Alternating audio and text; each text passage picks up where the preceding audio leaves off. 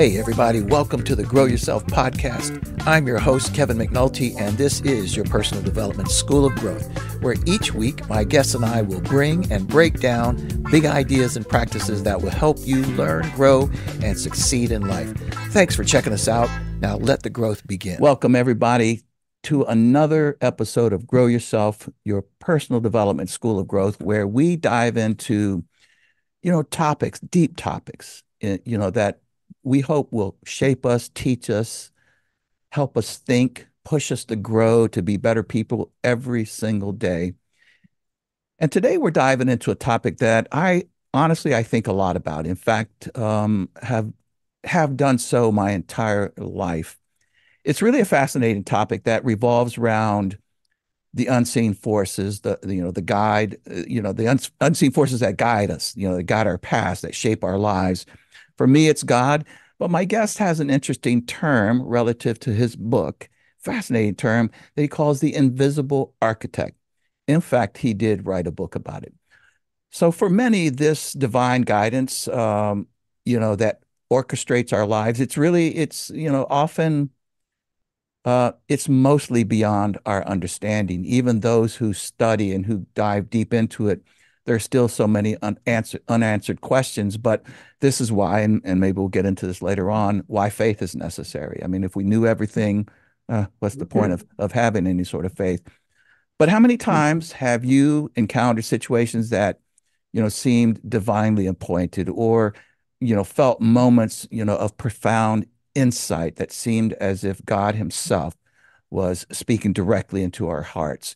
This perspective invites us to embrace the possibility that our steps are guided by higher power, and by learning to listen and to cooperate with this divine guidance, i.e., again, for me, God, our lives can unfold in ways, I believe, that are not only fulfilling, but, aligned with a higher purpose.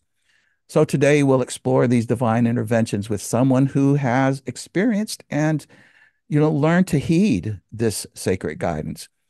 Now, I must say I'm regularly attracted to not just these topics, but when I came across this guest, I was really fascinated by something that he wrote in his book, and it goes as follows. He wrote, "Early in my life, I realized that I was not alone.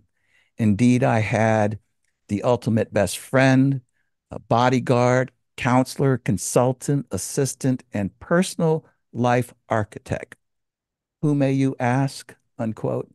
And then he goes on to ask, does a book write itself? Does a song write itself? It's very interesting. And so my special guest, John Novello, by the way, did I mention he is also a renowned, actually an incredible musician? That's right. Very early in his life, he was inspired by music, by watching the Lawrence Welk show, and he went on to become a Billboard magazine top smooth jazz keyboard artist with his worldwide hit "Good to Go." He wrote the seminal manual, "The Contemporary Keyboardist," that is used today everywhere in music. I should say music instruction. And so John has played with or worked with, wait for it, Donna Summer, Ramsey Lewis, Edgar Winter, Ritchie Cole, Chick Corea, Gerald Albright, Eric Marienthal, Tom Scott, and a lot more. And so some of you all may recognize some of the more popular artists here: Donna Summer, Edgar Winter, and Manhattan Transfer, Taste of Honey, by the way, if I didn't say those. But I will tell you, some of the others, all of them, these are renowned jazz musicians. And so this is very exciting. John is also a respected author whose journey is a testament to living a life aligned with heavenly guidance. His latest book, The Invisible Architect: How to Design Your Perfect Life from Within, invites us all to tap into the divine blueprint that promises to lead us to our fullest potential. And so today he's here to share his incredible insights and help us really to understand, how we too can connect more deeply with divine plans. And so, ladies and gentlemen, would you please welcome my very special guest, John Novello. John, thank you so much for being here with us on Grow Yourself. Hey, I love the name, and your your intro is so good. I feel like going to sleep and taking a win. Well, well, listen, I told you as we talked a little bit earlier, I came across your name, very intrigued by your book, went and looked at your book, saw those statements and those questions, and then as I looked deeper, I had no idea you were such a profound musician and have worked with many of the greats. And I've listened to some of your videos and your songs, and yeah, you're off the charts. But in any event, I'll stop with my fan club antics and just ask, how are you doing, and where are you coming to us from right now? Well, I was in LA for over 40 years, and my wife and I moved to Nashville area about 3.5 years ago. And yeah, I understand that you're not far away from me now, so we'll have to get a coffee one of these days. Would love it. We're just down the street. Yes, Yeah. indeed. And Look, I love it here now. I think this is the new LA because I don't know what happened to LA. It became the Titanic, so we got out. And I absolutely love it here. I mean, yeah.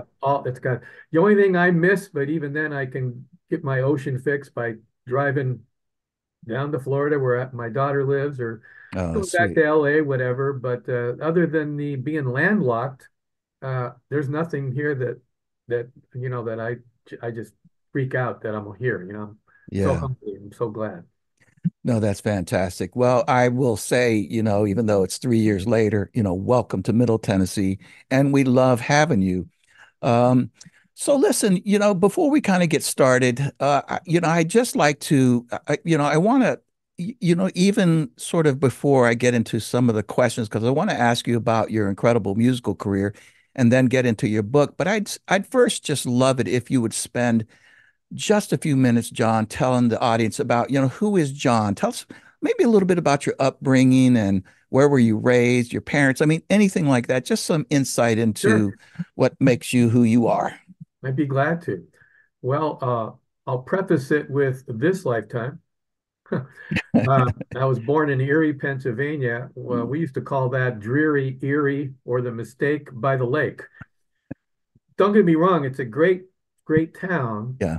but if I wanted to have a life, which goes to show you that we do we do have what's the word free will Yes. along with destiny, I believe can work together. That would be an interesting doctoral thesis if I was back in college. I think I'd write, how can free will and destiny exist at the same time? Oh, wow. They seem like they shouldn't, right? But anyway, Fascinating.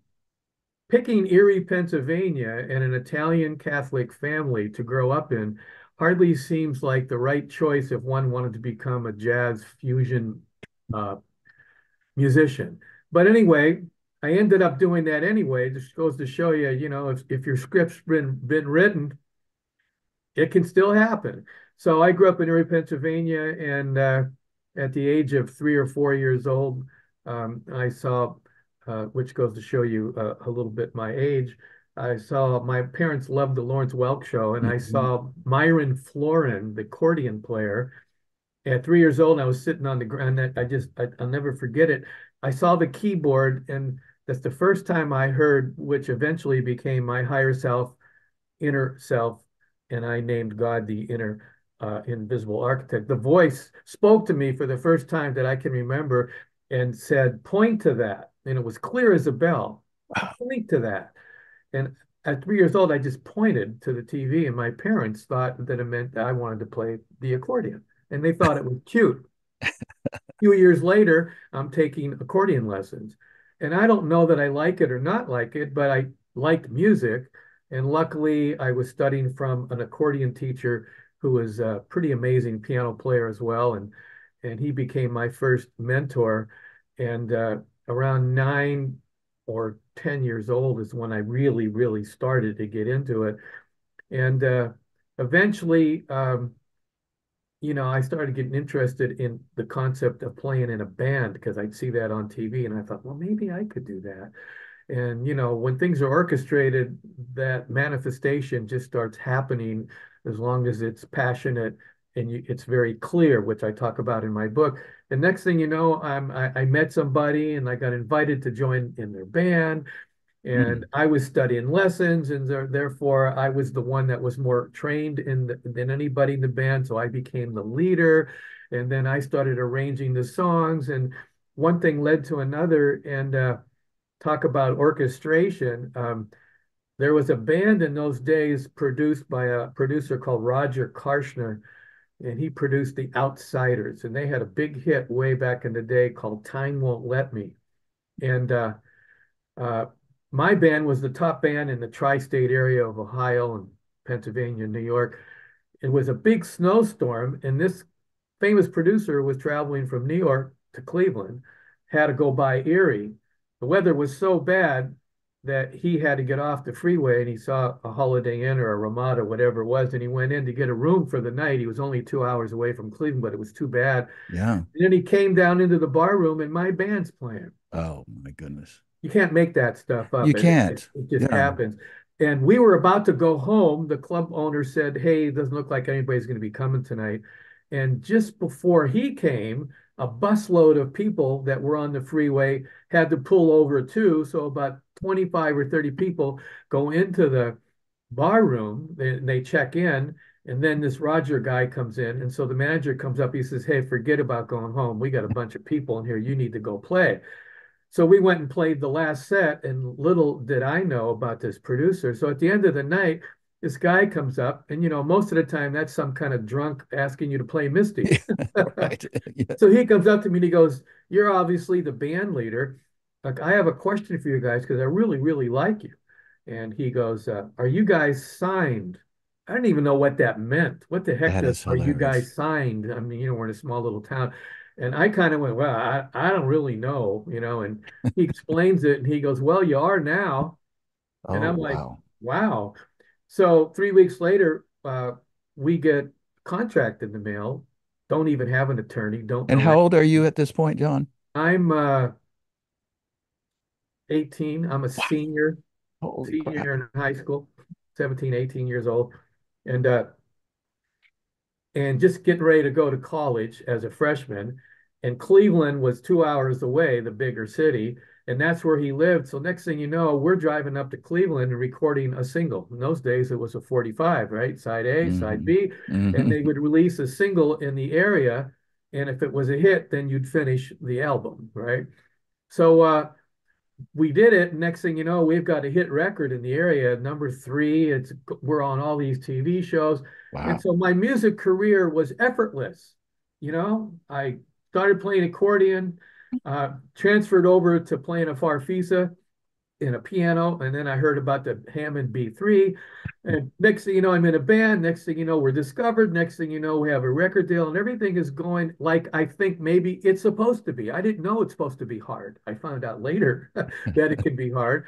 Uh, and then here we are getting bigger and bigger. Next thing you know, we're going to do the record. And what do you think? The Invisible Architect, my name for uh, I call it physically in physics, the quantum intelligent energy field that permeates us and everybody and created everything.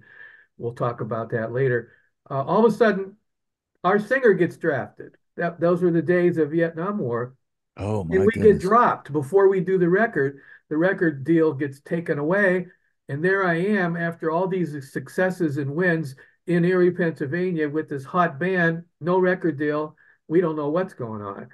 And that's how my career started. It gave me the taste. And that led me to want to be a full-time musician and be serious.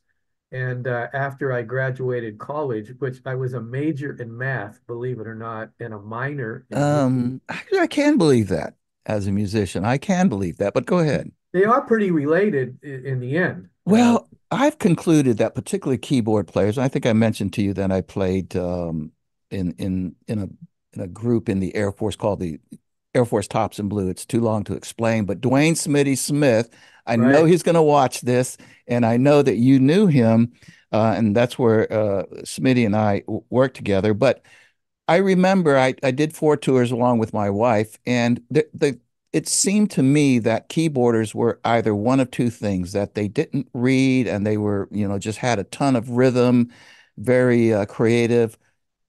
I'm sure it's more than these sort of this dichotomy. But then there's others. I'll never forget, a guy named Doc that played keyboard. This dude was straight up a mathematician. He would put chords together and tell us all the math behind it, and Right. he'd hit something, we'd all look at him and say, "What the heck is that?" And he'd start getting into the theory. So I'm not surprised to hear that. But in any event, keep going, please. Well, it did serve my purpose, especially later Mm, on when synthesizers came out yeah. and the concept of programming and Hmm. oscillators MIDI and yeah. and then I got into composing, which is a craft unto itself. So Hmm. it wasn't like that the architect made me study something that wasn't going to be useful. I didn't Got it. know it later, but it ended up being very useful. Got it. But then I did research and found out that Berklee College of Music was probably one of the best places to get trained. Yeah. So I went there, and while I was there, I met all these other guys. We were all nobodies, and we all went out to do something. Mm. So, Vinny Colaiuta was there. Ended up playing with him. He's an amazing drummer. Steve Smith, who ended up with Journey. Hmm. There's all kinds of people that went to that school, which later on went on to actually do some really cool things. So I learned a lot there, moved out to California, and here I am, this guy that's really well trained now, composing, arranging. I could do big bands and fusion and Wow. jazz. And what the heck does the architect do? Gets me in a disco band. Oh, stop. I'm broke in LA. I moved there and I'm completely broke and I'm playing at the Guitar Center, Oberheim synthesizer that I could not afford. It was 5 grand. And this brother comes up and says, "Hey man, you sound really good, brother. We got a record." In those days, everybody said they had a record deal so they could get you to play for free. So I almost pushed him away, and he goes, "No, man, we got a deal. We got a record coming out, and what's your number?" And I remember I went home, and 2 weeks later, I was breaking up with this girl, and she got up early, and I was getting up late. She was mad at me. So as she walked out the door, she turned on this disco station, and she knows I didn't like that music. What comes on was this tune, and I'm half asleep as she left, and I'm thinking I should get up and turn the station off. And I'm hearing in the background, "Get down, boogie, oogie, oogie." Hmm. And I'm half asleep going, "Oh God, what is?" So I have to get up. And as I was turning it off, it said, "Brand new record, Columbia, Capitol Records, brand new group called A Taste of Honey, number 48 with a bullet. Get down, boogie, oogie, oogie, Taste of Honey." And I went, "Wait a minute, that's that, that's that guy's band that met me at Guitar Center." Oh And my I'm broke, goodness. right? Yeah. At this point, I'm not proud, right? I go, I better find this guy's number. And I found it luckily in my church, called him up. Next thing you know, not in my church, but in my pocket. The next thing I know, I'm going down to Compton and play for this band. And I end up becoming the musical director for A Taste of Honey. And we went out on tour, opened up for the Commodores, and we've got a Oh number one my goodness record in the gracious. world called Get Down Boogie Oogie Oogie. So Yeah. here I am touring all over the world, making all kinds of money, getting famous, playing music that I didn't really necessarily like, Yeah. that I could have played without going to Berklee, Right. right? Right. Right. So Right. Right. that's Right. how Right. my Right. career started. And then I started meeting all those popular artists like Donna Summer and man, Transfer and all these different guys. And that opened up the door for me to make some money. And I put my own band together. And next thing you know, my music career started. It's So amazing. I mean, and I can certainly, you can just follow the great architect, if you will. But let me ask you something, back up just for a moment. Your mother and father, were either of them musicians? Did they play music? my father played guitar by ear, and we used to jam when I was playing the accordion and or the piano, and that was really a treasure for Oh, I me to do imagine. because he played by ear. And my mom was more of like the publicist. She was the one that was the always promoting her son. Nobody promoted me like her. So she gave me the genes of, going after your dream and stick to it Wow. of this. And my dad had this natural creative talent, and he was really a very soulful and chilled kind of guy. Oh, So I wow. think those two things is what they gave me that I Yeah. absorbed. And so then the event that took place when you were, I think you said 3 or 4, that you pointed to the Right. accordion player in Lawrence Welk, you know, in retrospect, I mean, this doesn't happen to, or does it happen to more people than we know, that at a very young age, we're things happen and maybe, I don't know. I'm not sure even what the question is, but Well, I think I know where you're going. okay, In my book, I say we all have a connection to God. I'll use Invisible Architect since uh, that's the title of your book. Yeah. that's titled the book. And reason why, by the way, I did it is I wanted to be on purpose divorced from any religious beliefs. I wanted this to be more spiritual so anybody could apply the principles that I was espousing in the book that I ended up channeling. And everybody has this internal voice or this connection to God, to the invisible architect. But just like a radio, can't tune in to a station unless you know the frequency. And then you tune into that frequency and you can download that station, right? It's the same thing here. We're all children of the architect of this intellectual, intelligent energy that permeates everything. And it actually wants to help us and it wants to help us desire, go after our desires. But if we're not paying attention, then it's like the radio station. The radio's either not on, or if it's on, it's not tuned to that frequency. So I think to answer your question, where I think you were going is even at an early age, we're all tuned in.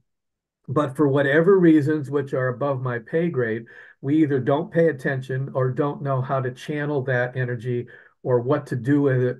Or maybe we just think it's a Mm, little thought and we don't understand it. But for some reason at 3, it was so clear in my mind. It was like you and I talking now.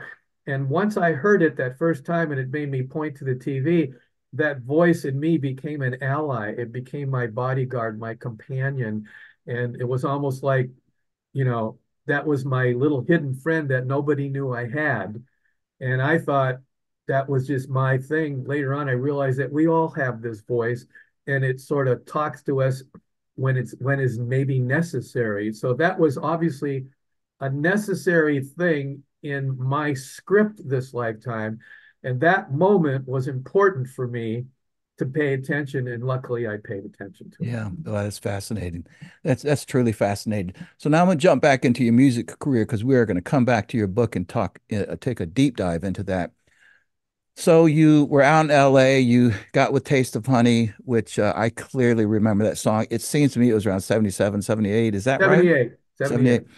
And because I love dancing and boy, but anyways. Um, so then you got locked into LA, but you ended up playing with all of these incredible musicians. And I've listened to some of your music and some of your playing. Yeah, it's incredible. So I understand how you got there, but when you talk about playing with somebody like Chick Corea, I mean, that's just, the creme de la creme. And there's others that you mentioned. But how did you, unfortunately, we lost him Yeah, recently. recently, but, how did that relationship come about? Well, you and I were talking a little bit before we got on the show. When I was in my band in Erie, Pennsylvania, uh, the drummer was an avid record collector. And I went to rehearsal one day and he goes, "Hey, I got 2 more records that you have to listen to." And one was uh, from Chick Corea. One was, no, there was actually 3 records.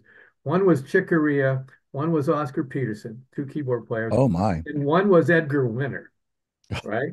And he played me these 3 records, and they were all different, and all of them were mind benders. Yeah. I Yeah. mean, Oscar Peterson, I'd never heard anybody play piano like that, and I was just Yeah. getting into piano. And then he plays me Chick Corea Circle, I think was the record, which was some out trio stuff. Then he plays me Edgar Winter, and you're talking about the White Trash album, but a lot of people don't know his first record was like a fusion record called Entrance on Epic Records. That record never got its due, and he eventually went more commercial and got into White Trash and everything. But Mm. Entrance, if you go back and listen to it, was it was like Gino Vanelli on steroids. It was arrangements and strings and orchestra and fusion, singing and everything. Those 2 records Incredible. changed my mind, my Interesting. whole thing. And then when I went to Berkeley, I got trained. So now it's like instead of me Mm, being in a little Volkswagen, I've got a Hemi under the hood. I've got all mm, this horsepower and I needed an outlet for it. So when I moved out to LA and got into Taste of Honey, which was orchestrated, it just happened, that wasn't enough fulfillment for me to right, use my horsepower that I had done. So right. obviously, per the law of attraction, which it gets into my book, I ended up seeking out all of those guys. I met Oscar Peterson in Rochester. Did you really? Yeah, I heard that he was playing at a jazz club, which was 160 miles away, and I went to see him. And on a break, I saw him smoking a cigarette uh, off the stage, and I went up to him and I said, "Oscar, I hope you don't mind me. I don't want to bother you, but I just heard your music about a month ago, and I'm a aspiring piano player and organ player, and just want to tell you how inspiration you Oh, were." wow. And he reaches out his hand to shake my hand in this huge, huge hand compared to my hand. I can believe- I think he reaches like a 13th over the top, Are you right? serious? Holy cow. My hand gets buried in it, and he saw me go, and he goes, "What?" And I said, "That's not fair." He goes, "What's not fair?" I said, "No wonder why you can play all that stride and all that stuff. God gave you the chops." And he stops me. To me, this was the greatest thing, almost like an unplanned lesson. He goes, "Son, uh-uh." He said, "Have you heard Mm. of Chopin?" And I said, "Yeah." He goes, "You realize he had a small hand in the music that he wrote?" He said, "God gave you that hand for a reason. You need to figure that out and apply it." He says, "You said you played organ?" He goes, "I can't do that. My hand's way too big. You got a Oh, smaller my. hand." So he goes, "You need to find out how to use what God gave you." That was like an unintended lesson from one of the greatest pianist that Yeah. ever lived on the planet, right? So I remember walked away and I embraced my small hand, which led me more into the Hammond B3. And then, of course, I heard about Jimmy Oh, Smith and Keith yeah. Emerson and Brian Auger and all these B3 players. So I gravitated more towards that, which eventually led me, we're going to get back to Chick Corea, out to LA. And then I met, I sought out Chick Corea because he had an office and I actually wrote him a letter while I was at Berklee College of Music, and he answered at the, a snail mail letter. And I ended up meeting him in Boston, and we became pen pals. Shows you way back before email and Holy everything. cow. So he says, when you get to LA, because I told him, you got to look me up. And I looked him up and we became friends. And he used to take me under his wing. I used to go over, watch him rehearse bands. He had a record label eventually. And so when I met Billy Sheehan, the legendary rock and roll bass player, we put a band together called Niacin. And we both had heard of Dennis Chambers, the monster legendary drummer. And I was doing a lot of the writing. And I told Chick, I said, "Hey, I got a new band you got to hear," because we were friends by then. And he loved it and he signed it to Stretch Records, which was on Concord. Stop. And then eventually later on, I did the same thing. The architect said, "You need to get hold of Edgar Winter." And through this church I was playing, somebody introduced me to Edgar Winter. And he wanted to know if I'd put a band together for him for a couple concerts. And here I am now playing B3 in piano with Edgar Winter, who doesn't read or anything. And I got to see how he worked with his ear and how he sang and played drums. And he'd come up to me and play the B3 part like he wanted it. And then I would do my thing. So those three guys I sought and I found. Now, had I not followed my inner voice, that's why the book's called How to Design Your Perfect Life from Within. Had I not followed that voice, I wouldn't have made the decision to go after Edgar or Yeah. Chick or blah, and none of my career would have happened. None. That's fascinating. And I'm going to come back to this question about follow my voice because I think that's a very, very important question. But before that, let me just say, and I can't help but say this, one, uh, I I listened to a lot of Chick Corea. I didn't listen to him religiously because honestly, his stuff was so complicated it hurt my brain. And so I mean, I could only, but I knew his greatness, of course. Uh, Edgar Witt, Imagine, go wait a minute, ahead. imagine having him over your shoulder and reaching over and playing in front of you, and you'd go, because I worked with him, It's and unbelievable. he was so amazing Yeah, and so natural. But there it is in front of me as compared to a record.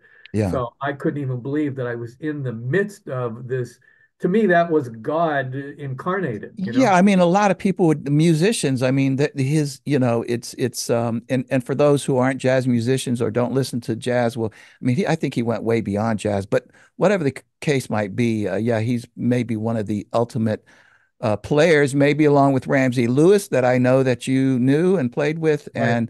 and some others. But I want to also mention Oscar Peterson. I listened to quite a bit of Oscar Peterson. Again, I don't, I couldn't like name songs and such, but over the years, my wife Jane, her father was a great pianist up in the Quad Cities in Moline, Illinois, in that area, and he that was his musician god was Oscar Peterson. Yeah. So we listened to a lot when we went to visit. But now I just have to say this, Edgar Winter.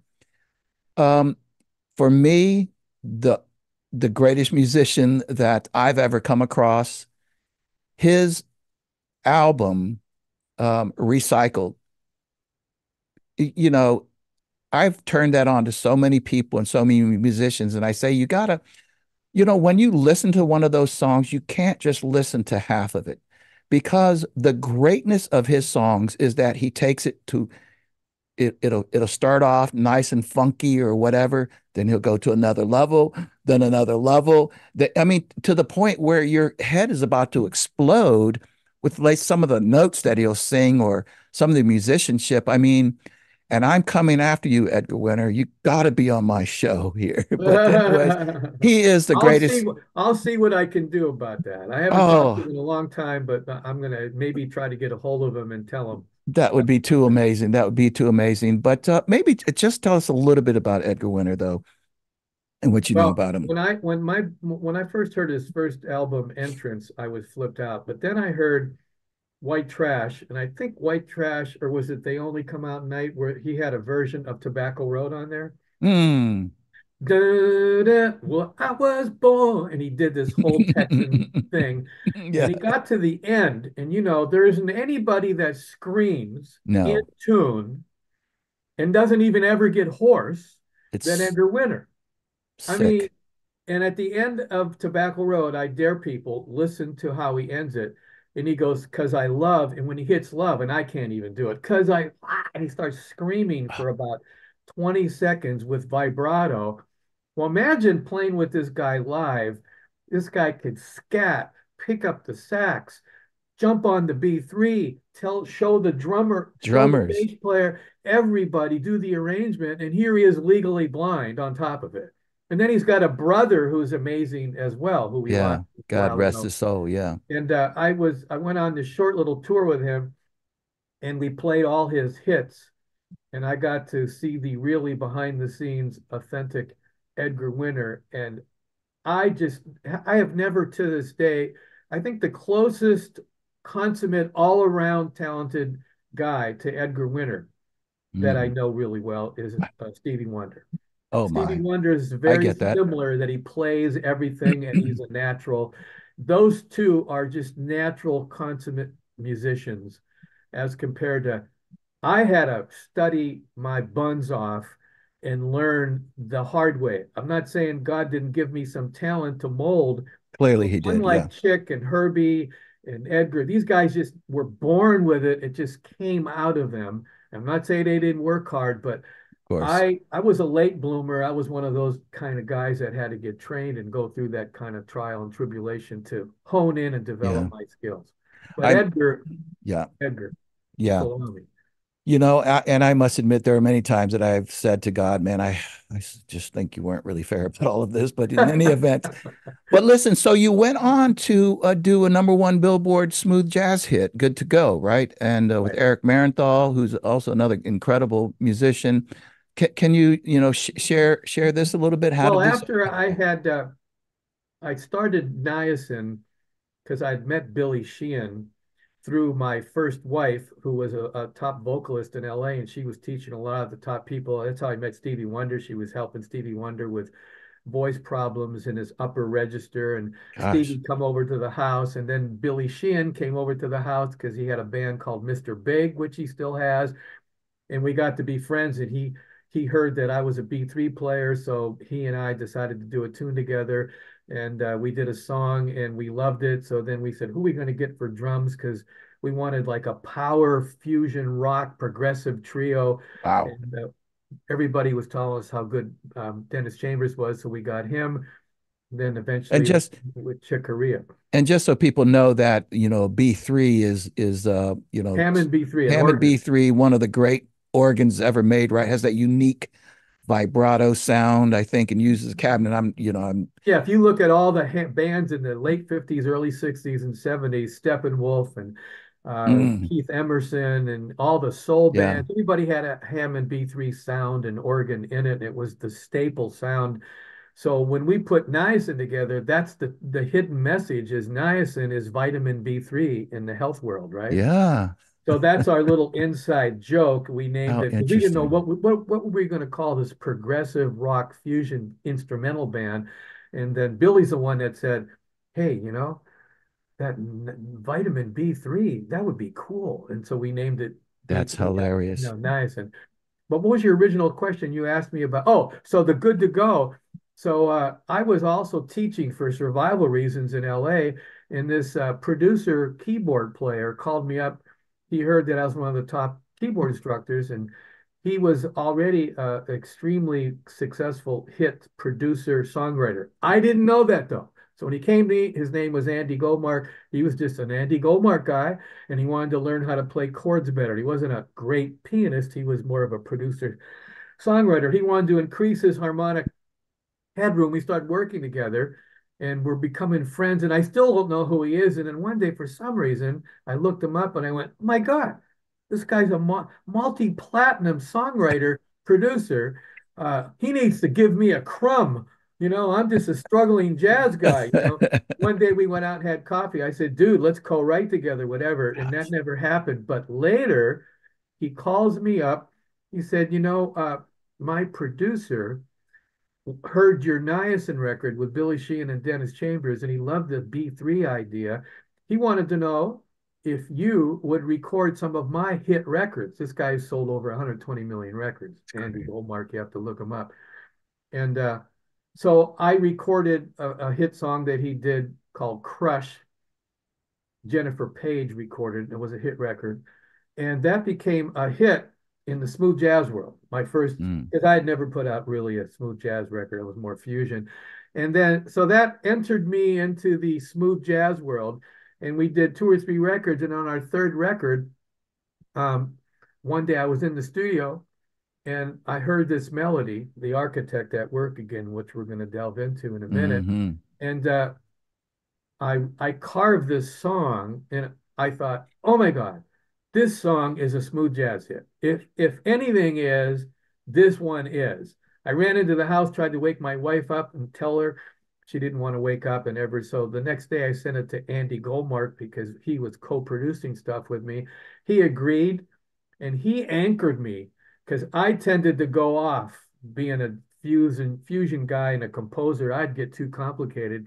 He he'd know how to slow me down and mm, carve me into get more that. radio friendly stuff. Yeah. So he helped make it radio friendly, and that was the hit song off of my third record, and we named it "Good to Go," and it just went Wow. right up the charts. And so I thanked the architect. 100%. Yeah. And infusion is loved all around the world. I mean, it's not just an American phenomenon. I also understand though, before I kind of segue into your book, that there's a very interesting story that you have about when you met and played with Donna Summer. Right. Well, the first record with Taste of Honey went multi-platinum, and She the wasn't with single Taste of Honey, was she? what? She wasn't with Taste of Honey, was she? No, no, Oh, she okay. Donna No, no, Summer I was didn't her think own so. artist. Okay. Yeah, So yeah. we got invited to an R&B review in Japan, and we Mm. all played at the Tokyo Budokan, famous hall there. And all the people on the list of players where there were Manhattan Transfer, Al Jarreau, Donna Summer, Taste of Honey, Rita Coolidge. I can't remember. It's a big review. And that was my first time in Japan. And we all were, flew in with a particular producer that did the whole show. So we had 3 days off in Tokyo. So I'm going, wow, I'm in Tokyo. I want to go with the best Tokyo food. The hotel was great, but I wanted to go to those Yeah. neighborhoods. I went to the concierge and she says, take the green line all the way to the wharfs. And on every corner, there's a neighborhood Japanese restaurant. Oh Great food. my. They don't speak English, but doesn't matter. Yeah. I should have took the band limo because we had a limo, but I wanted to be by myself. And, so I get down there and I find this neighborhood restaurant and I go in and couple sumo wrestlers are there and they Hmm. see me. I'm the only white guy American. They buy me a beer. They're friendly. I had a good time. Oh, sweet. Time to leave. I didn't realize it was dark outside because I got there at 3 or 4. It was during the winter. I walk out. I'm in this neighborhood. I don't remember how to find the subway. There was no cell phone. You can't wave a cab in this dark neighborhood. I see Tokyo in the distance because it's a huge skyscraper city. And I went, wow, I should have took the limo. What's wrong with me? So I said, I'm going to walk towards downtown, which might have been 8 miles that I had traveled. So here Goodness. I am thinking I'm going to walk to Tokyo through all this dark neighborhood. So I think out loud and I go, boy, I wished I would have took the limo. Within 5 seconds, I hear, hey, mister, do you need a ride? A voice. I'm thinking it's the architect, but it's a female voice now. It's not my normal inner self voice. I turn around and there's a stretch limo. Stop. Donna Summer pokes her head out. And now I see that she's the one who just said, by the way, I think I toned it down uh, for the book, but in actual fact, she goes, "Hey, white boy, what you doing down here? Do you need a ride?" That's what she really said, right? And I looked at her and I went, "Oh my God, it's Donna Summer." And she didn't know my name, but she had seen me at rehearsal with the Taste of Oh, Honey. And I said, "Oh my God, you're a lifesaver. Of course I need a ride." The door opens, I get in the back seat, and for 45 minutes, her and I become friends. And then that night, we all go down to the bar, and all those people are there. So I kicked the piano player off the piano, jumped on the piano, and Donna Summers sitting in with me, Al Jarreau, Rita Coolidge, and we stop. all were Algero. jam. That's Yeah, ridiculous. and I wished that it had been recorded. We could have Yeah. released it as a live at the Tokyo, whatever. And then next year, because we had been friends, her musical director calls me out of the blue, and I'm about to go out with Taste of Honey again for the second tour. And she calls me to play with her. So I had to bow out at Taste of Honey. I got a sub musical director, and that's how I met Donna Summer. Yeah. Man, that's a fascinating story. She's a fascinating, I've read a little bit about her, but I can't She go on lived with, here in Franklin. She moved here. oh, I didn't know Her that. later years, she moved here and passed away Oh of my, breast I knew she cancer. Yeah. passed, but I didn't know that. And Al Jarreau, I don't even where to begin with him. No, he's Just amazing. he was He's he amazing. was an idol. I listened to his music over and over and over again. This is mostly back in the 80s with some of his albums with, I think David Foster and Jerry Hay, some other bunch of people. But in any event, so moving right along here, and I want to ask this, so I'm going to segue into your book here and your concept. But can you maybe talk very briefly about your biggest success, your biggest your biggest letdown, and maybe, how any of this might have moved you towards your book? Well, as I told you earlier, my biggest unplanned success at an early age of 18 or 19 was this Yeah, producer I discovering my imagine. band. What are the odds of Yeah, that? that's A crazy. snowstorm seemed to have been Yeah, orchestrated from above to get him to come to this Holiday Inn or whatever. And then we got a record deal.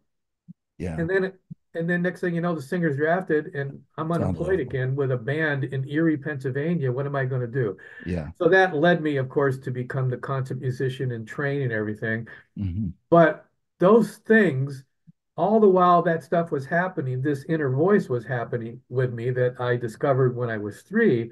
So when that happened, my inner voice said, you need to go, you need to leave town and you need to go get trained. And that guided me to Berkeley. And then the next time, the inner voice, the invisible architect, said, you need to leave town, meaning Boston, and move out west. And then, of course, hooked me up with all these people. And then eventually, me and Billy Sheehan hooked up, which was closer to my love playing Mm, fusion. mm, So then Niacin became really famous as a fusion trio. And then I put my own John Novello band together, and then that entered the smooth. So look what happened from my unplanned success and then from the disaster of my singer being drafted. If the singer hadn't been drafted, we were about to do an album with yeah, with MGM Records, and who knows, that could have went on to being a pop hit, yeah, and I would have been in the pop world and never got trained, and I would have never got into jazz or anything. So I feel very blessed that, which is why I feel like partly I don't know what's been planned for me from above or from within, but I know I'm blessed and I just have to have faith and trust in that process, which eventually led me one day 4 years ago when I woke up and it said, you need to write a book about how you've interacted with me your yeah. whole life. And So that the, ended up being the invisible architect. and so that leads me And like to pay it forward, in other words, you know? 100%, absolutely. And that leads me to something you mentioned earlier, and that was about following your voice, following that voice within. You know, I think it's a tough concept for I think for a lot of people, including for a person like me who's a Christian, who practices in the Christian faith. But still, I often say, I sometimes I can't discern, which voice is God amongst those 10 voices in my head. Yeah. And that's sort of my question is that you followed that voice, you hear the voice. Um, when did you, I mean, maybe was it when you were 3, but you wouldn't have known it was the voice at the time. When No, did at you? that time, I just followed it until later on in Yeah, my teens, I started realizing that it sort of was an inner voice. And then later on, I called it my higher self. And then later on, I realized what it really was. yeah. And so then how did you get tuned into over the years into this voice? And I mean, and I almost want to ask how do others do that? Well, the latter question is perfect for the book concept because after I wrote the book, which was my idea of paying it forward, and I channeled most of it, right? For people that don't understand that is once I started interacting with the voice, I got information from this voice. It would help me create and everything. So once it told me that I needed to pay it forward and write down how I interacted with it over all these years and how its interaction, which in the book I called Spiritual Mechanics, helped me be successful. It wanted to me to write down how I learned all this because I didn't study it from anybody. This part of Yeah, it is being blessed, right? yeah. And write it down and pay it forward. So when I released my book, I thought I was done. All right, are you Mm. happy? I wrote this book. No. And what do you mean, no? I started, once the book became a bestseller, I started getting communications from all over the world and emails and texts. Can you help me? Which is your last question. Apply these concepts that are in your book. And that's when I started my one-on-one mentoring program. So now I've Interesting. got a program where I do exactly what you just said. How can others do it? I So see. I now have a methodology that I've developed that I could take anybody that wants to work with me one-on-one and show them how to, first of all, believe and trust in this voice. Two, how to communicate and interact with it. Three, how to tune into the frequency, because everything is energy and everything has a frequency. God is at a very high frequency. If you can't raise your frequency, you're not going to tune in to his communications, right? A Mm. lot of people just pray and he's communicating back and you're not even listening because you're But not yeah, you're tuned not in. tuned in. Very interesting. So I Yeah, show people how to tune in and interact and then have the architect design your life because one of the confusions that people have in this new agey concept, the law of attraction, is that they think they're the power. In the Bible, I think Jesus says, "It is not I that doeth the works, but the Father." Bam. What is he trying to say? Yeah. His power, he's the distributor of the power, but the Father Gives him the is the power. power. So the law of causation, or law of cause and effect, which is a better way of saying the law of attraction, is understanding that this power exists, God, Jesus, however you want to call it, learning how to interact with it and realize that you aren't designing your life. It is helping you. Let me put it this way.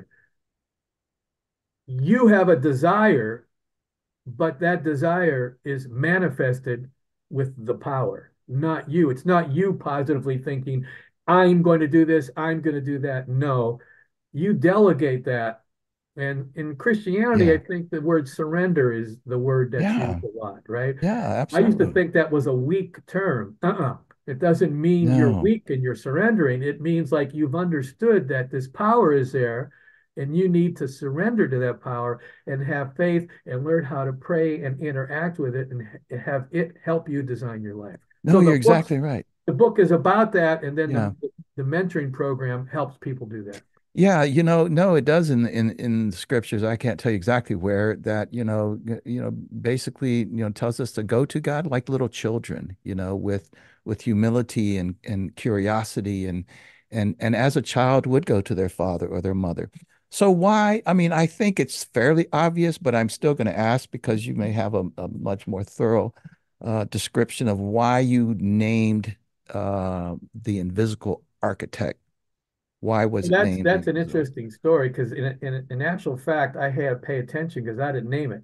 I was Mm, writing, I got the idea, or I call the orders from headquarters to write this book, and then I'm channeling all these concepts that I used sort of intuitively over all the years that it wanted me to put in the book. I didn't have a name for the book, so I was doing an outline and filling in chapters one day, and I was online looking at something, and I was thinking, what am I going to call this book? And I was thinking, well, as within, as without, uh, how to create a better life. So I had a, a, a working title, how to create a better life from within was my working title. So I'm online one day. On the side you get advertisements. They follow your purchasing. All of a sudden, on the side, it said architecture, and then it said invisible architecture. And I got drawn to it. The voice said, interesting. check this out. And I clicked on the link, and it was all about a guy who did a particular type of architecture that when it was done, it was very organic and it blended in, and so it was invisible. Interesting. But the idea was, and I went, why are you pointing me to this? This is architect, has nothing to do with me. And then all of a sudden I went, oh, architect. Architect is a designer, a creator, invisible. God. And it hit me that it was trying to tell me, like, that's my Yeah. name, dummy. So then I wrote down invisible architect. And now the subtitle was how to design a better life. And then it got mad. It said, no, that's not it. It's not exactly right. Not a better life. I'm all knowing, all loving, all perfect. How to design a perfect Perfect. life from within, because the kingdom of God is within. Yeah. I and the Father are one. So all of a sudden, because I grew up as a Catholic, Catholics are Christians, I grew up with that whole biblical concept. Sure. And then this is now all coming together. It's almost like the math, the father who played by ear, the Roger Karshner producer that got sent to me, the hit record, and then the singer that got drafted, and everything Yeah. from a hindsight thing was like playing chess. And I couldn't believe, Wow. how did you orchestrate all of these things in order to help me create my life? And that's where the book came from. So, John, just a slight uh, um, diversion, I guess you could say, a rabbit hole maybe, is, some would think that this that you're speaking about is a little bit new age. But in your way of thinking, it's not separate from what we understand as Christians and God and Absolutely. so forth. I mean, I just want to put that on the table. Uh, because I think, and I do have a fairly large Christian audience that, some of them might say that, but I just want to hear from you about that. Yeah, no, in my mentor program, I have people that are atheists. Mm, I have people that are Christians, especially around here in the Bible Belt, Middle Tennessee and everything. sure. And I give speaking lectures. I have not yet run across anybody because there are various types of Christians that are exclusively only this, and if you don't think this, then they don't even like you. And there are atheists that don't believe this, and there's Buddhists. Or somehow I think I've managed to get into an area. Once people read the book and see what I'm talking about, they go, this doesn't go against my beliefs at all. This isn't some new age goofy stuff. This guy's talking about the invisible architect, which is God, and that we all can do better in life if we hook up with God. Did you ever hear of a book called The Celestine Prophecy? It Yeah, sure. was a very famous book, and it's about a guy, and the author himself says people have lost their connection with God and that they have become weak. And take a look what's going on with the planet. People are trying to get rid of God more and more and more and Yeah. disconnect, and all manner of problems are happening. So I go, you know what? I'm not trying to recruit anybody into any particular religion. All I'm trying to do is hook people up more to God with some of the realizations that I have. So it doesn't matter what your beliefs are, you're going to find that the fundamentals here are very biblically inspired and have roots Yeah. in Christianity. Yeah. And all I've done is taking these fundamentals. Like I'll give you one. Um, you go to church and the priest talks about whatsoever ye shall thinketh, believeth in your heart, you shall Hmm. receive. I can't tell you how many people get inspired by that, but don't know how to apply it in life. So wait Right. a minute. I Right. think this and I believe it's not happening. Why isn't it? Well, in my book, I explain why that biblical datum, you're Yeah. having trouble applying it because thoughts create reality. And what you're missing is it said, whatsoever ye shall thinketh, believeth. That means it has to go from here to here. And if you don't have a way to get it here and keep it there, then it won't manifest and God's not going to help you. It's Very, crazy. very well said. A lot of people think that that statement came from, I think it's James Allen's book, As a Man Thinketh, when Oh, it's no, no. biblical. It's been around a long, long time. So now talk maybe a little bit more about the subtitle and really what it means, how to design your perfect life from within. So you said the kingdom of God is within, and so everything is made comes from within. But now talk more about that concept Right. Well, itself. everything is, from a physics point of view, everything is energy. It's been proven without a doubt. And everything has a frequency. It's measurable. Uh, if you watch a movie that's inspirational, Mm, that would be considered more of a high frequency as compared to watching a movie that's not inspirational. Or if mm, you've ever been around a person that drags you down, well, that's because they're dramatizing low frequency concepts and beliefs, which are alloying where you are, and sometimes you don't even know. So if everything is energy and everything has a frequency, let's talk about that as a hypothesis. That means our thoughts are also energy. And those come from within. The thought universe is separate from the physical universe. Or is it? Or is the physical universe just a lower frequency compared to the thought or spiritual or mental or God universe?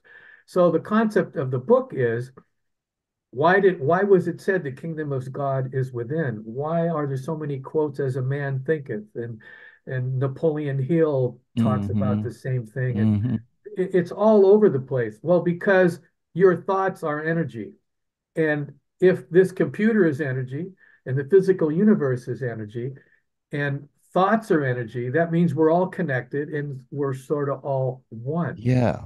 And therefore, if we can control our thoughts and focus them laserly precisely, then we should be able to influence and create. Because in the beginning, if God created, let there be light, he did it from his thought, right? From the macro concept, uh, God thinks a thought and created the universe.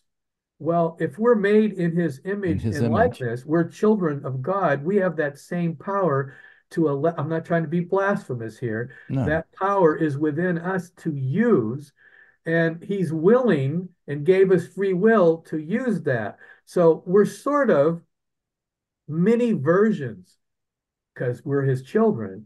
And if we can learn how to use our thoughts, we can create and design our life. Well, that means we're designing it from within because we're not designing it from without, right? right. So I created, not created, I organized and researched this concept called be, do, have. I was about to ask you about that. Please. Yes. In the physical, most humans, I'm going to Say make that this one more time so the audience hears. Be plus do equals have, have. correct? It's a So now sequence I'll that you have. explain it. Most people Mm, on planet Earth, I'm going to try to take an alien perspective here, are obsessed with have. mm, If I had this, I could do this and this and this and become this. If I mm, had money, I could go to college and then I could get a degree and I could get a good job. If I had the connections that guy, I could get this. It's backwards. Successful people, whether they know it or not, like Shakespeare said, to be or not to be is the mm, question. Now that was about whether the character should commit suicide or not. But take that, mm, to be or not to be. Well, if you are suffering from a lack of money and poverty and scarcity, that says that you mm, are being that, and therefore the decisions that you are making in your life are moving you more towards a scarcity have mm, rather than abundance have. So you have to change the mindset and your viewpoint and your thoughts to I am wealthy. But the moment you state that, the physical universe and other people tell you you're not. Look at your bank account. There's no money in there. You're broke. Well, then that leads you to believe that. And there you are. What you believe is you shall receive it. So if you yeah, don't think you're worthy, and yeah, if you don't see yourself as an abundant person, then the be do yeah. have works in reverse. Now, see, that's fascinating what you're saying because that also works. Like, there's many people who are not with this. Well, they don't consciously say, you know, I am this or I have this or whatever the case might be, but And they, I it, am is the name of God. I yes, am. that's correct. It's their paradigm that they exist with. So if you are living, well, here's an interesting one. When I graduated high school, I mean, I'm making a parallel here. When I graduated from high school or leading up to high school, I heard, my classmates talk about going to college. It never even, I didn't question it. I just knew that that wasn't for me. That was either for rich people or really smart people. And so I'm using this as the same understanding that that was my paradigm. I assumed it was true, and I just marched to that order rather than, of course, maybe had I understood a little bit more about, you know, you know, I did know about God, but just this connection about how to manifest things. I still think, I really believe this.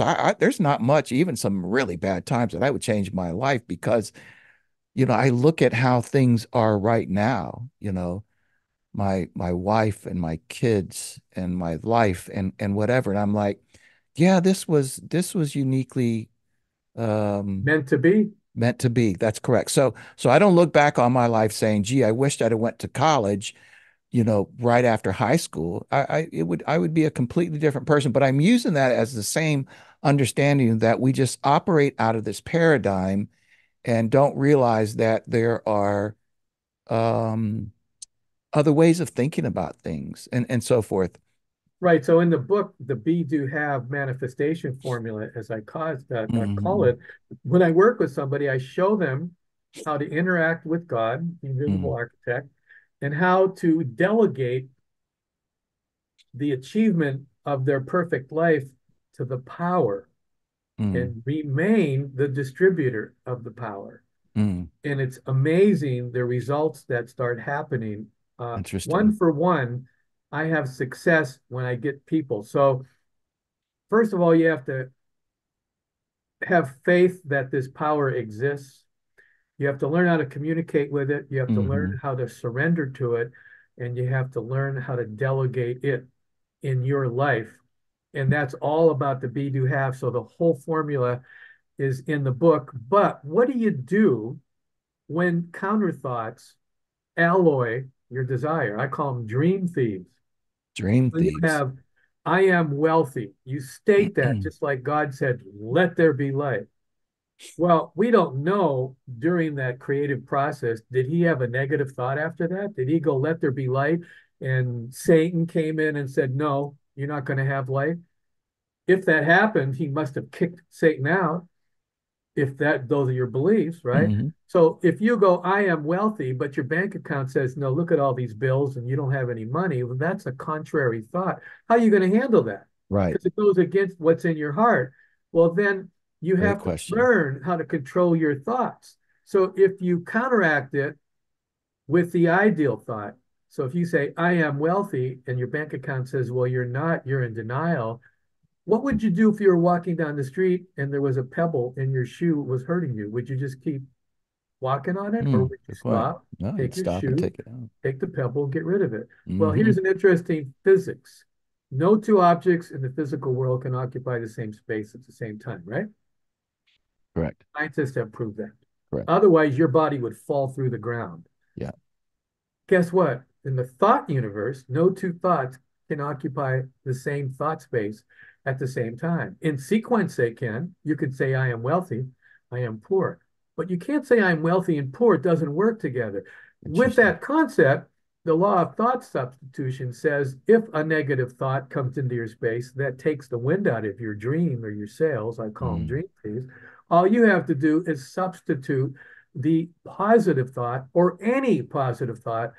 And if you get disciplined at it, after a while, you have complete control over your thoughts, Mm. which now means laser precisely you can orchestrate your dream. And for some reason, again, above my pay grade, the visible architect sort of sits there and waits. This is a personification of the process and waits for you to have total faith and clarity on your desire.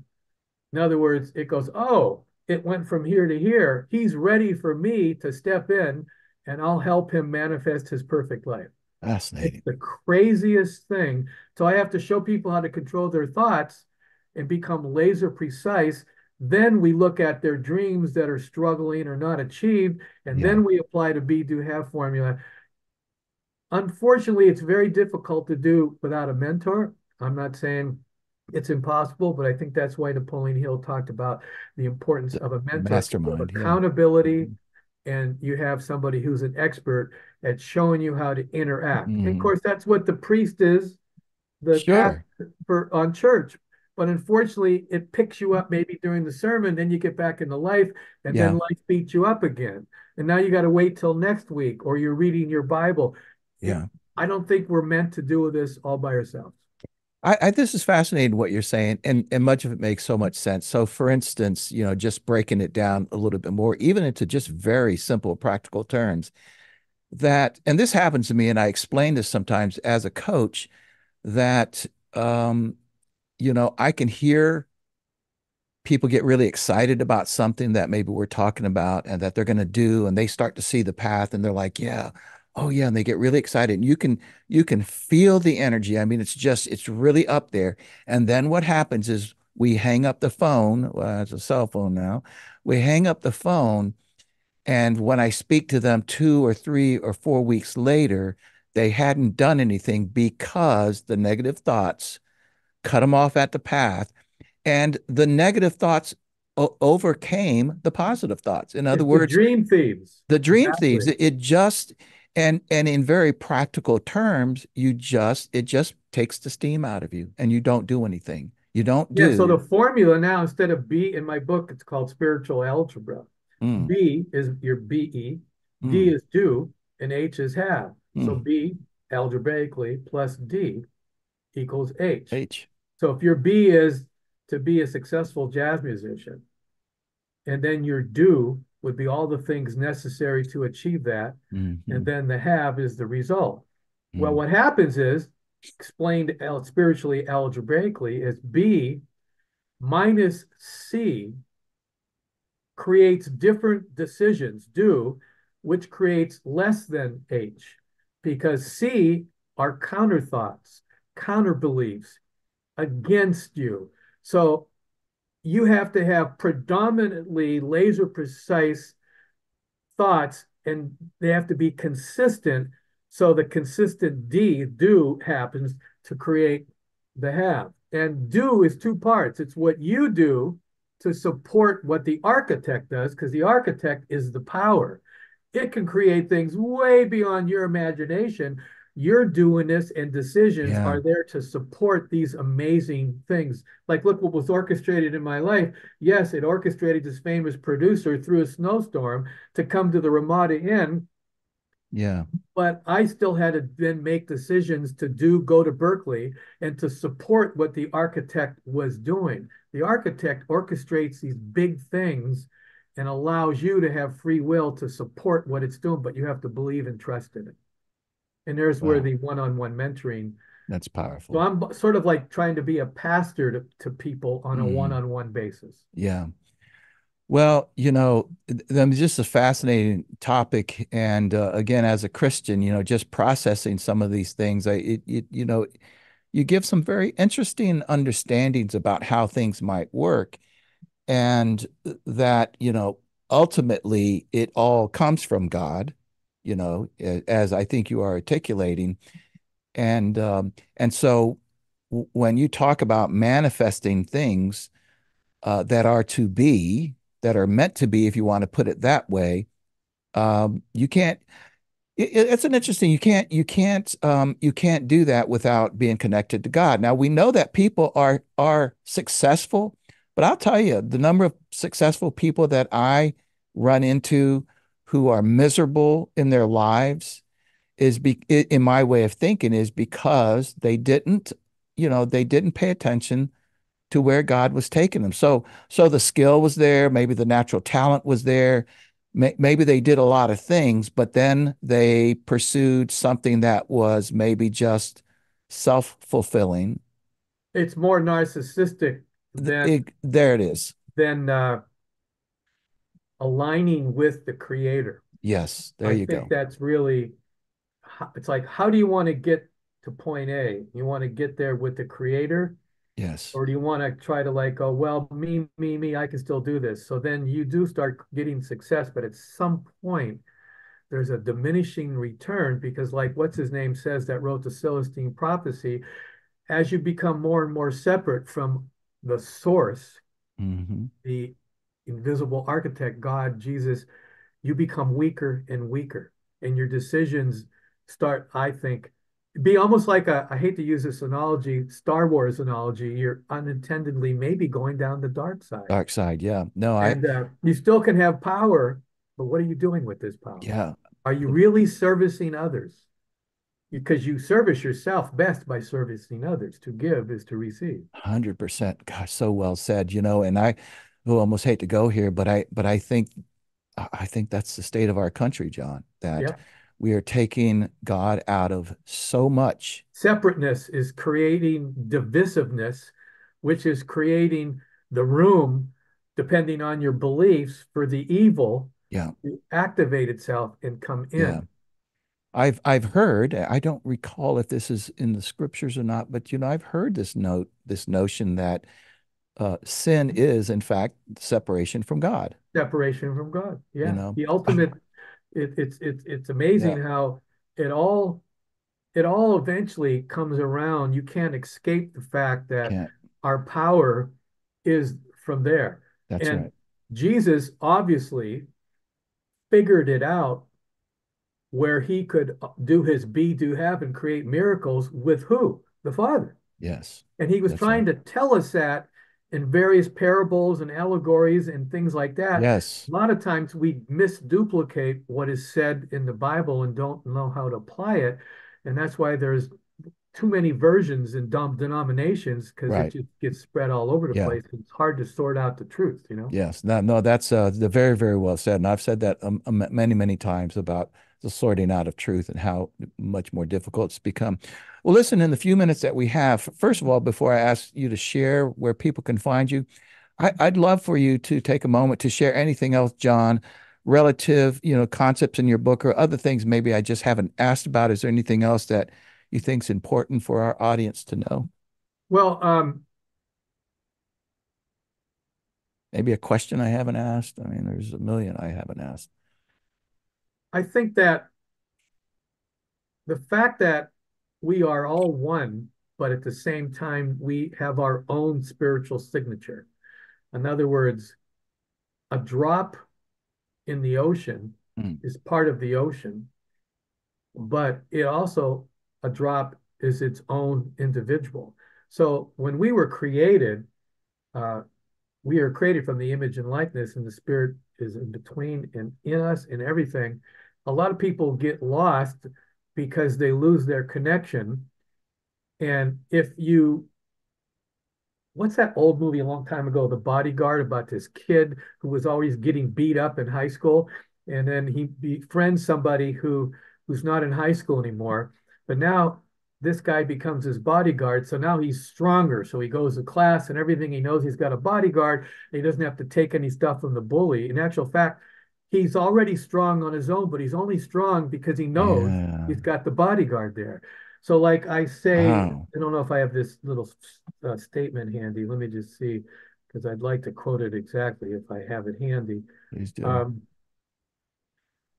from my book, imagine having a steadfast ally, the invisible architect, God, ready to assist in discovering, designing, and achieving your ideal life. This enigmatic force is always at our sides, capable of manifesting your desires, dreams, and belief in the garden of reality, guided by your focus, expectations, and faith. Wow. So you're guiding, but the power, so that is the main impetus, and all the fundamentals of my book are geared. So when I work with somebody, once I get them to understand that and have faith, then the rest are just fundamentals on how to operate and Very have this interesting. knowingness that you now, like that actor, if three guys in the alley are going to do something, he already knows that he's got this bodyguard back there. So he can go, yeah, I don't think you want to do that. They don't see the bodyguard, but this guy's got so much power and certainty and faith. They're thinking, I don't know about this guy. This guy seems pretty Yeah. strong. Doesn't seem like a victim. I don't know what's Yeah. fueling this guy. And like what's his name says in the Celestine prophecy, the more and more you become separate. So in the book, I also talk about love. What is love? Love is affinity.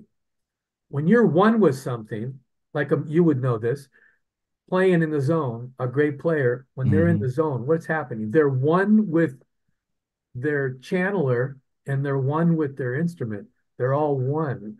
So when they're performing, the audience doesn't know what's going on. They're just in awe because this guy is in the zone, even an athletic Why is this guy in the zone? His affinity with the power, he's allowing it, he's surrendered to the power, and he and the power are one. And now it's channeling out. And that's what the audience is going, whoa. And it appears to me that the audience also becomes a part of that. They are part Because of you and I have been in the audience and heard watched the band go into the zone, and you suddenly become part of that um that incredible it truly is energy. a Yeah, religious experience it at is. that Yeah. moment. It's a Yeah. spirit. No, I see In what you're fact, saying. it's a trance that we all come out of. Hmm. When I'm in the zone, it's like I'm watching my hands play. Yeah. For me, I'm watching God express himself through me, and I'm humbled. And when Yeah. I'm done, I almost have to go, what Yeah. just happened? Yeah. And the Yeah. audience, I think, does the same thing, because what is a standing ovation? Yeah. They're listening and they're like, then all of a sudden the performer's done. They, oh my God, it's just Yeah. that Yeah. energy was Yeah. that God frequency that I talk about in my book. Yeah. So we all have the ability to raise our frequency to the God frequency, but we're so distracted with the lower degradation type frequencies in life and making a living and this, that we forget that we're children of God. And so my book's trying to remind people, hey, we're children of God, and it doesn't matter how we worship God. What matters is that we have faith and surrender, and God will help us create a better life from within. Wow. I mean, that's the perfect place to stop. This is so beautifully said. But John, tell our audience where can they find you, your book, and maybe just talk just a little bit. You've kind of talked about a little bit about what you do, but who's your sort of your ideal client or whatever the case might be. But Anybody that just wants to know a little bit more about why they exist, how they exist, and that they're not alone is my ideal client. If they're not ready to want to learn that and ready to improve, they're not ready for me to work with them yet. I yeah, can't do it. It's like somebody, I still teach music lessons here and there. If I don't have a keyboard player that really wants to learn the art, and I can't teach them scales yeah, and chords, and it's not going to happen, right? So they have to be ready to change their life urgently, not just like what I call a yeah, spiritual tire kicker. Because I get these right. spiritual, well, I think I'll do Tony Robbins' course. Well, that didn't work. I think I'll do Yeah, Bill Proctor's course. I'll think nothing's working. No, you're yeah, not working. So none yeah, of these things can work. So if the people are beyond being a spiritual tire kicker and they're serious about changing their life for the better and moving towards that, I can work with them. And then I work with them one on one. And I do is I go through every chapter of my book with them with accountability until I see they've mastered the fundamentals of how to interact with God, pray, meditate, and have Him come into their lives and help them design better lives. Because my ultimate goal, I want to state it like I want to state it, my ultimate goal is to significantly transform the quality of anybody's life by raising their mindset frequency to the invisible architect frequency. So as we raise our frequency to beautiful. the God frequency, guess what? Everything starts solving itself. It's the craziest thing. You think better, you make better decisions, you attract things. Hey, honey, guess who called me today? It's like me. Uh, how did that producer just walk into the Ramada Inn? Somebody could say, well, that's a coincidence. He's just luck. No, no. Donna Summer, that was luck. I got about 20,000 billion of those, and I only put 20 of them in my book. They're not luck, and they continue to happen. So once you've mastered raising your frequency and interacting with God, the invisible architect, your life starts changing, and you're not banging your head against the wall, Yeah. you know?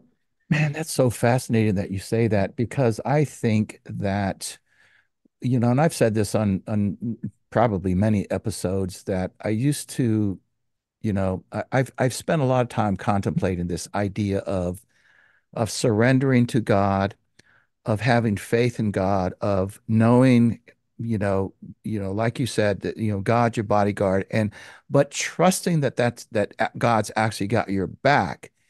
And I think, that lack of faith, and I can speak for myself, is the one thing that probably gets in the way the most. I ran a Sunday school class for 10 years, and I remember asking one time, and often just sitting around contemplating and thinking about what is the level of the faith of each person sitting here, and how would it be different if God, Jesus or God, suddenly appeared in the middle of our table, and not and I'm talking about appeared um, out